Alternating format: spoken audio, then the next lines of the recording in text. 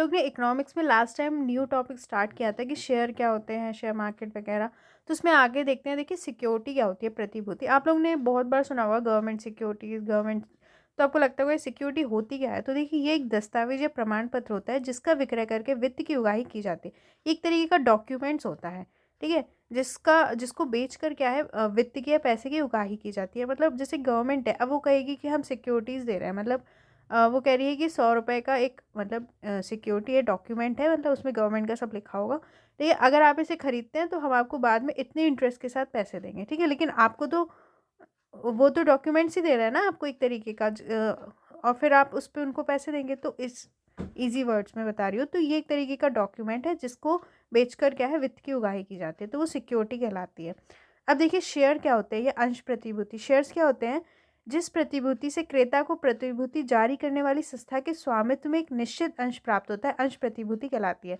देखिए क्या होता है, कंपनी ना अपने शेयर्स जारी करती है। मान लीजिए 100 रुपये है, 100 रुपये के उसने 10-10 रुपये के शेयर्स बना दिए। अगर आप उन शेयर को खरीदते हैं कंपनी के, ठीक है, तो क्या होगा कि जो जैसे आपने खरीदे, तो जिस कंपनी ने वो जारी किए, आपको उस कंपनी में स्वामित्व प्राप्त होगा। जितने आपके शेयर होंगे उस हिसाब से अपने आपको उस संस्था में के स्वामित्व में एक निश्चित अंश मिलता है, ठीक है।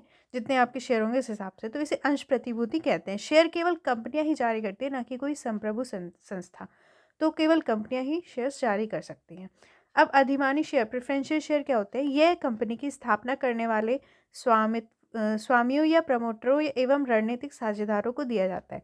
तो देखिए प्रेफरेंशियल शेयर जो कंपनी जिनने बनाई होगी, ठीक है, जो प्रमोटर्स हैं, रणनीतिक साझेदार, उनको दिए जाते हैं। कंपनी द्वारा अर्जित लाभ पर लाभांश पाने का प्राथमिक अधिकार अधिमानी अंशधारियों के पास होता है।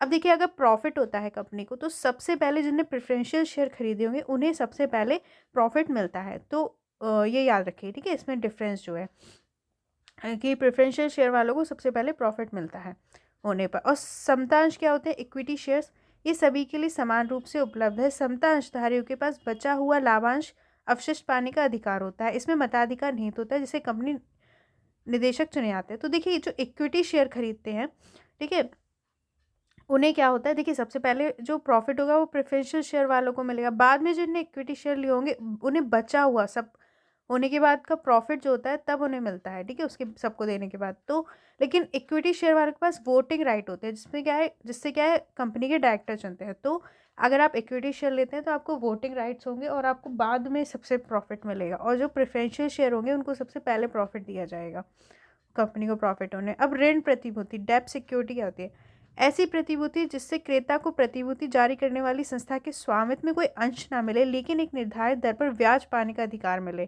ठीक है। अगर मान लीजिए कि व्हाट इज डेब्ट सिक्योरिटी, तो मान लीजिए कोई कंपनी है, ठीक है, अ, अ, तो जो जिसने मतलब सिक्योरिटी जारी करी है, डेब्ट सिक्योरिटी, आपको देखिए स्वामित्व तो संस्था में स्वामित्व तो नहीं मिलेगा, लेकिन क्या है, एक निर्धारित दर पर ब्याज मिलेगा। देखिए ऋण होता है तो ऋण पर ब्याज होता है, तो अगर आपको ब्याज मिल रहा है, ठीक है, तो वो डेब्ट सिक्योरिटी हो गई। लेकिन और तथा निर्धारित समय के बाद मूलधन पाने का अधिकार मिले तब ऋण प्रतिभूति कहलाती है। अगर कोई ऋण में क्या होता है, ब्याज ही तो मिलता है ना, तो ये वही समझ लीजिए कि आपको अपने निश्चित समय पे ब्याज मिल जाएगा और एक टाइम बाद मूलधन मिल जाएगा, तो वो ऋण प्रतिभूति हुई। लेकिन आपको कंपनी में स्वामित्व नहीं मिलेगा, जैसे शेयर्स में मिलता है।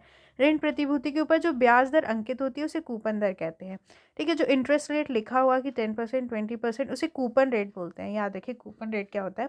अब देखिए एक होता है विनिमय पत्र या हुंडी, बिल ऑफ एक्सचेंज क्या होता है, जिस ऋण प्रतिभूति की परिपक्वता अवधि 1 वर्ष से कम हो उसे विनिमय पत्र कहा जाता है। बहुत सिंपल है। देखिए जैसे मैंने बताया आपकी डेब्ट सिक्योरिटी क्या होता है, ठीक है, उसमें क्या है, आपको एक निश्चित समय पे ब्याज मिलेगा, है ना, फिर मूलधन मिल जाएगा लास्ट में। तो जिस डेब्ट सिक्योरिटी की जो मतलब परिपक्वता अवधि, मतलब कि आपको कब पूरे पैसे मिल जाएंगे, 1 वर्ष से कम हो, उसे विनिमय पत्र, उसे कह देंगे बिल ऑफ एक्सचेंज, ठीक है। इसका विक्रय अंकित मूल्य से कम मूल्य पर होता है। ऐसे विनिमय को बट्टाकरण कहते हैं। इस संदर्भ में बट्टा राशि को अंतर्निहित ब्याज राशि मान लिया जाता है। देखिए क्या होता है, मान लीजिए लिखा हुआ है 100 रुपये, ठीक, कोई सिक्योरिटी है उस पर मान लीजिए 100 रुपये लिखा हुआ है, लेकिन आपको मिल रही है 90 में। लिखा 100 है, आपको मिल रही है 90 में। लेकिन जब आप एंड में आपको उस पर 100 रुपये मिलेंगे, क्योंकि उस पर 10%, ठीक है, बट्टा हो गया। तो आपको लास्ट में मिलेंगे तो 100 रुपये। तो जो विक्रय, जब इसका विक्रय अंकित मूल्य से कम मूल्य पर होता है, मतलब 100 रुपये लिखा है, अंकित मूल्य है उसका, और आपको 90 में मिल गया है, और लास्ट में आपको पूरे पैसे मिल जाएंगे, ऐसे विनिमय को बट्टाकरण कहते हैं। ठीक है, इसको बोलते हैं बट्टा, ये याद रखिए। इस संदर्भ में बट्टा राशि को ही अंतर्निहित ब्याज राशि मान लिया जाता है। तो जो बट्टा राशि है, मतलब आपने 90 में खरीदा, आपको बाद में 100 में लेंगे, तो जो बट्टा राशि है 10 रुपीज़, वो ही क्या है, हमारा एक तरीके से इंटरेस्ट रेट हुआ। बात समझ में आ गई? ठीक है। अब बॉन्ड क्या होता है? यदि ऋण प्रतिभूति की परिपक्वता अवधि 1 वर्ष से अधिक हो तो उसे बॉन्ड कहते हैं। अगर जो डेब्ट सिक्योरिटी है उसकी परिपक्वता अवधि 1 वर्ष से कम है तो हम उसे बिल ऑफ एक्सचेंज, विनिमय पत्र कहेंगे, और 1 वर्ष से ज़्यादा है तो उसे बॉन्ड कहेंगे। तो जो डेब्ट सिक्योरिटी होती है, अगर उसकी परिपक्वता अवधि, मतलब कब आपको पूरे पैसे मिल जाएंगे, 1 वर्ष से अधिक हो तो उसे बॉन्ड कहते हैं। याद रखिए, साधारणतः बॉन्ड बेचकर कंपनियां अपनी क्षमता का विस्तार करती हैं। ठीक है, तो बॉन्ड बेचती हैं और क्या है, अपना बिजनेस बढ़ाती हैं। ग्रीन बॉन्ड क्या होते हैं? ग्रीन बॉन्ड किसी भी अन्य प्रचलित बॉन्ड की तरह है, लेकिन एक महत्वपूर्ण अंतर यह है कि जारीकर्ता द्वारा जुटाई गई राशि हरित परियोजनाओं के लिए खर्च की जाती है। देखिए, जिसमें भी ग्रीन जुड़ रहा है, कहीं ना कहीं वो इन्वायरमेंट से जुड़ा हुआ होगा, सिंपल वर्ड्स में। तो तो ये क्या होता है, जो बाकी बॉन्ड से कैसे अलग होता है कि जो राशि जुटाई गई है वो हरित परियोजनाओं के लिए खर्च की जाएगी। ठीक है, जो भी मतलब इन्वायरमेंट से जुड़ी परियोजना है, ठीक है, कुछ भी, उसके लिए वो खर्च की जाएगी। ग्रीन बॉन्ड प्रदाता की प्रतिष्ठा को बढ़ाता है, क्योंकि ये सतत विकास के प्रति प्रदाता की प्रतिबद्धता को दर्शाता है। तो मतलब क्या होता है कि प्रतिष्ठा बढ़ रही है, मतलब कि हम इन्वायरमेंट में, सस्टेनेबल डेवलपमेंट में खर्च कर रहे हैं, इस तरीके से। ठीक है, मान लीजिए पवन चक्की लगानी है, ठीक है, उसके लिए अगर आप राशि जुटा रहे हैं, तो मतलब एक तरीके से वो ग्रीन बॉन्ड आप उसे कह सकते हैं। अब प्रतिभूति बाजार क्या होता है? Security market. किसी भी अर्थव्यवस्था में प्रतिभूति बाजार एक ऐसा वित्तीय बाजार है जहां मांग और आपूर्ति के आधार पर जनसामान्य के बीच प्रतिभूतियों की खरीद एवं बिक्री संबंधी लेन देन होता है। ठीक है, तो क्या होता है प्रतिभूति बाजार? जहाँ पे मतलब कितनी डिमांड है, कितनी सप्लाई है, इसके आधार पर क्या है, वो सिक्योरिटी का खरीद और बिक्री होती है। ठीक है, उसे ही सिक्योरिटी मार्केट कहते हैं। देखिए, सिंपल है, मार्केट क्या है, जहाँ पे कोई चीज़ खरीद, अब कहते हैं कि कपड़े का बाजार, तो सिक्योरिटी मार्केट मतलब जो सिक्योरिटी की खरीद बिक्री हो रही है। अब प्राथमिक प्रतिभूति बाजार, प्राइमरी सिक्योरिटी मार्केट क्या होता है? यह नए निर्गमनों का बाजार होता है। यह सभी प्रतिभूतियां पहली बार बाजार में बिकने के लिए आती हैं।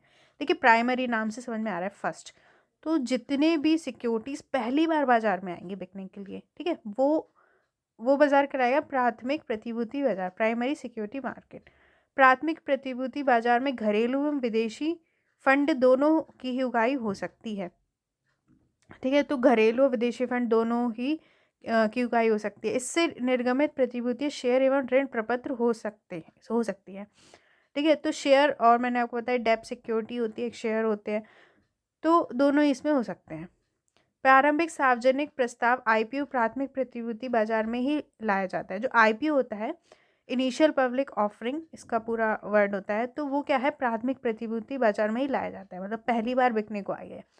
याद रखिए। अब देखिए, द्वितीयक प्रतिभूति बाजार, सेकेंडरी सिक्योरिटी मार्केट, ऑब्वियसली मतलब दूसरी बार है ना। द्वितीयक प्रतिभूति बाजार में प्रतिभूतियों का क्रय विक्रय पूंजी निर्माण का सृजन नहीं करता, बल्कि स्टॉक मार्केट में विक्रय के लिए आय अंश प्रपत्रों को तरलता और विनिमय क्षमता प्रदान करता है।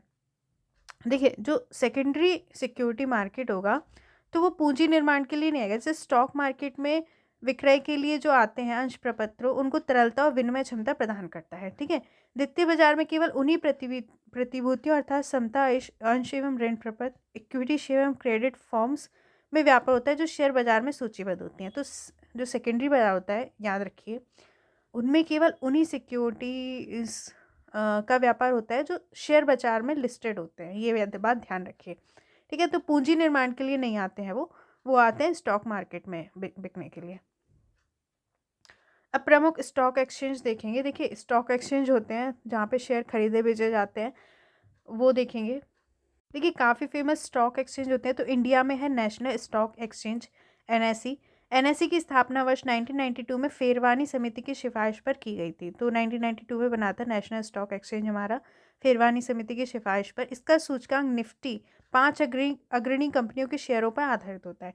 तो एक इंडेक्स निकलता है। ठीक है, आपने बहुत सुना होगा, शेयर बाजार गिर गया, चढ़ गया, तो मतलब 5 जो सबसे आगे वाली कंपनियां होती है, सबसे बड़ी है ना, उन कंपनियों के शेयरों पर आधारित होता है निफ्टी, ठीक है। 50 आप समझ रहे तो निफ्टी, ठीक है।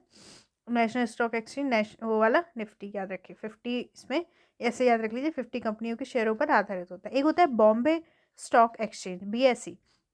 इसकी स्थापना देखिए बहुत पुराना है, 1875 ईस्वी में की गई। BSE का सेंसेक्स 30 अग्रणी कंपनियों के शेयरों पर आधारित संवेदी सूचकांक होता है। तो देखिए जो बॉम्बे स्टॉक एक्सचेंज है वो क्या है, 30 जो अग्रणी कंपनियां हैं, ठीक है, अच्छी कंपनियां, उनके शेयरों पर आधारित इंडेक्स होता है। इसमें 5500 से भी अधिक कंपनियां पंजीकृत है, रजिस्टर है। BSE जो प्रमाण पत्र होता है, ISO 901 2000 जो प्रमाण पत्र है ये, ठीक है, प्राप्त करने वाला भारत में पहला और विश्व का दूसरा स्टॉक एक्सचेंज है। तो BSE जो है ये ISO प्रमाण पत्र, एक प्रमाण पत्र होता है, उसको प्राप्त करने वाला भारत में पहला, ठीक है, और विश्व में दूसरा स्टॉक एक्सचेंज है। अब विश्व में विभिन्न शेयर बाजार हैं, नाम बस जान लीजिए। देखिए निक्की जो है वो जापान का है, नेस्डेक USA का है, बोविस्पा जो ब्राज़ील का है, एमडेक्स जो है वो जर्मनी का है, न्यूयॉर्क में है डाउ जोन्स, चीन में है शंघाई इंडेक्स, और लंदन में है FTSE, ठीक है। वर्ष 1994 में बॉम्बे स्टॉक एक्सचेंज में 2 शेयर मूल्य सूचकांक BSE 200 तथा डॉलेक्स को चालू किया गया था। तो देखिए संवेदी सूचकांक जो होता है, सेंसेक्स का आधार वर्ष 1978 और 79 है। आधार वर्ष मतलब जिसके आधार पे अभी के मूल्य देखे जाते हैं, तो वो आधार वर्ष होता है। देखिए सूचकांक के घटने बढ़ने के क्या कारण होते हैं, आपने सभी सुना होगा, शेयर गिर गए, शेयर उड़ गए। इसमें कंपनी संबंधित समाचार जिसके अंतर्गत किसी उत्पाद का बाजार में उतारा जाना अथवा फैक्ट्री बंद होना, कंपनी संबंधी अन्य घटक आदि आते हैं, ठीक है। जो न्यूज़ आती है उसके आधार पे जो स्टॉक मार्केट होता है वो ऊपर चढ़ जाता है, उतर जाता है। तो देखिए अगर कोई नया प्रोडक्ट बाजार में आया तो उसके मतलब चढ़ जाता है शेयर बाजार, फैक्ट्री बंद हो गई तो कम हो जाएगा, कंपनी संबंधी अन्य घटक। इसके लिए अर्थव्यवस्था संबंधी समाचार जैसे बाजार बजट की घोषणा, कर ढांचा, कर दरों में परिवर्तन, सरकार का बदला जाना आदि कारणों को भी जिम्मेदार माना जाता है। देखिए जब बजट आता है तब भी जो शेयर मार्केट होता है वो चढ़ता और बढ़ता है। टैक्स ज़्यादा लगा रहे हैं, उनमें चेंज कर रहे हैं, सरकार बदल रही है, इसका भी शेयर मार्केट पे इफ़ेक्ट पड़ता है। तो ये सारे कारण होते हैं शेयर्स के बढ़ने और घटने के, ठीक है। अब बाकी का टॉपिक हम नेक्स्ट वीडियो में देखेंगे। प्लीज़ अगर आपको पसंद आया तो उसको शेयर करिए ज़्यादा से ज़्यादा, काफ़ी मेहनत लग रही है बनाने में। Thank you.